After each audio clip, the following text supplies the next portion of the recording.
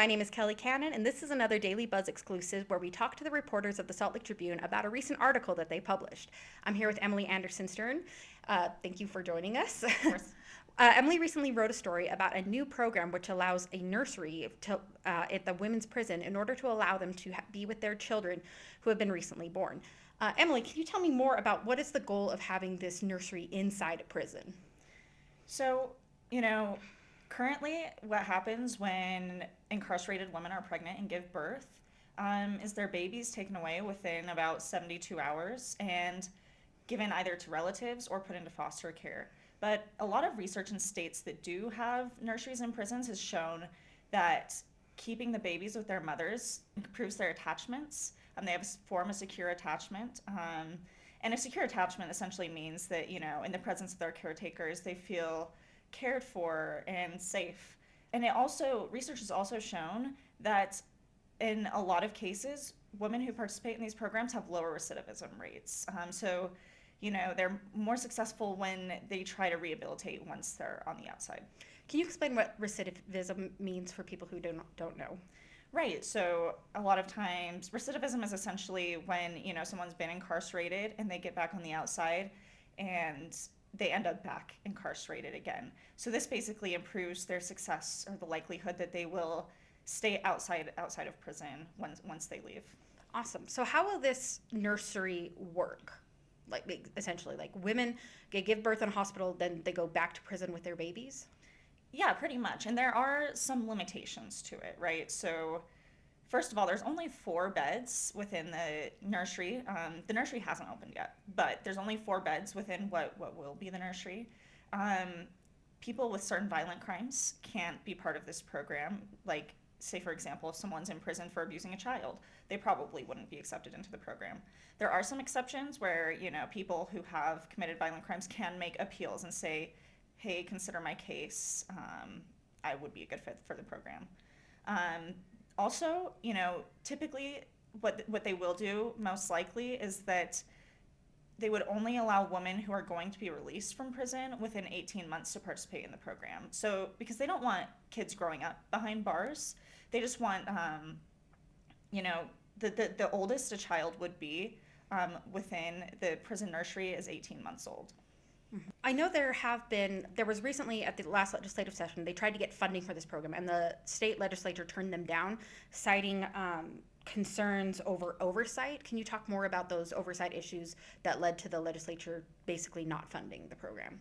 Right. So back in December 2021, legislative auditors published a report that said there were a number of systemic deficiencies with healthcare at the prison. That included people, not getting their medications on time, there not being enough supplies in infirmaries, et cetera, et cetera. There were a lot of issues. And so auditors gave several recommendations to the Department of Corrections to fix this healthcare system. Fast forward to this month, legislative auditors published another report and said most of those recommendations have not been implemented, or at least fully implemented.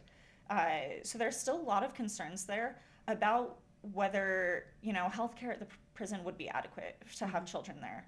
I will say that the Department of Corrections has started transitioning medical care at the prison to the Department of Health and Human Services.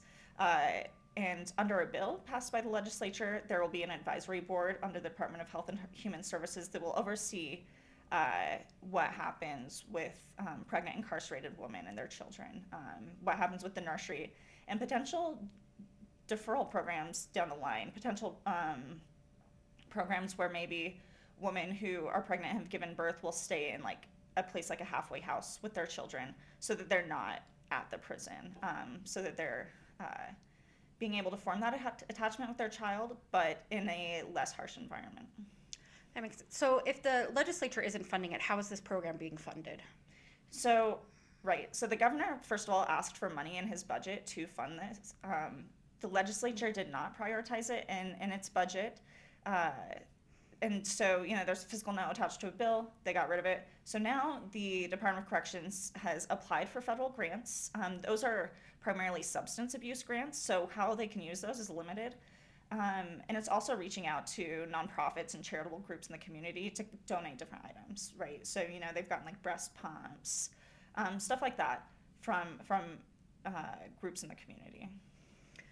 So now that we've kind of talked about this article, we kind of want to give our viewers kind of a behind the scenes. How did you even find out about this story? And how did you, in your story, you talked to 2 mothers who were recently incarcerated and their experiences. How did you find them and how did you talk to them?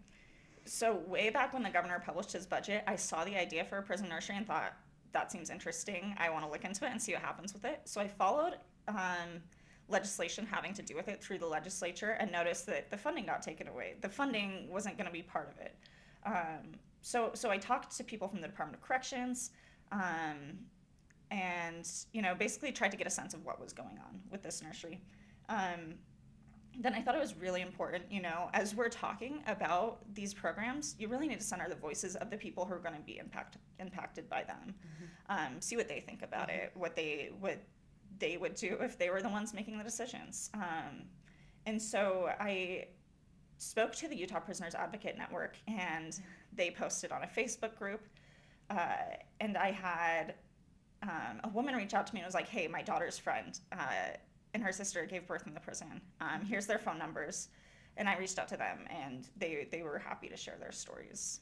I think that's so interesting how it's such a basic form of journalism is talking to people, but really it is so crucial to let people tell their own stories, especially with such a delicate issue like this.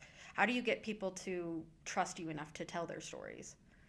I think, a lot of times it's harder than others, but in this particular case, these sisters were so eager to share what had happened to them while they were there, the difficulties they had with their pregnancies, and how hard it was. So many women after giving birth experience postpartum depression. Both of them experienced that, but it was even harder because they didn't even have their kids with them. Mm-hmm. They were experiencing that depression without even getting to experience some of the rewards of motherhood, and also while worrying, is my child okay? Both of them when they gave birth, had problems. One gave birth to her daughter, she was very premature, and she had to have surgery almost right after. And there was an instance in which her daughter was life-flighted, and she wasn't able to get immediate updates of what was happening. Her mom couldn't have a cell phone in the intensive care unit. And so she had to wait a long time to know, is my daughter okay? How did the surgery go? There's a lot of things that really makes the experience of being incarcerated harder for women who've just given birth, and also harder for their children who are without a mother. Wonderful. Emily, thank you so much for coming on to the Daily Buzz exclusive and talking to us. If you guys want to read Emily's story in full, you can find it below. Also, we want to thank you guys for watching so much. We really do appreciate it. If you want all of our Daily Buzz videos, including Daily Buzz exclusives, as soon as they are live, be sure that you're subscribed. You can also follow us on social media, including TikTok, Instagram, and Twitter at SLTrib. Emily, do you want to give people your Twitter? Yeah, my Twitter is at Emily R.E. Anderson with an O-N. Follow me there, and you'll get a few more insights into the story. Awesome. Thanks.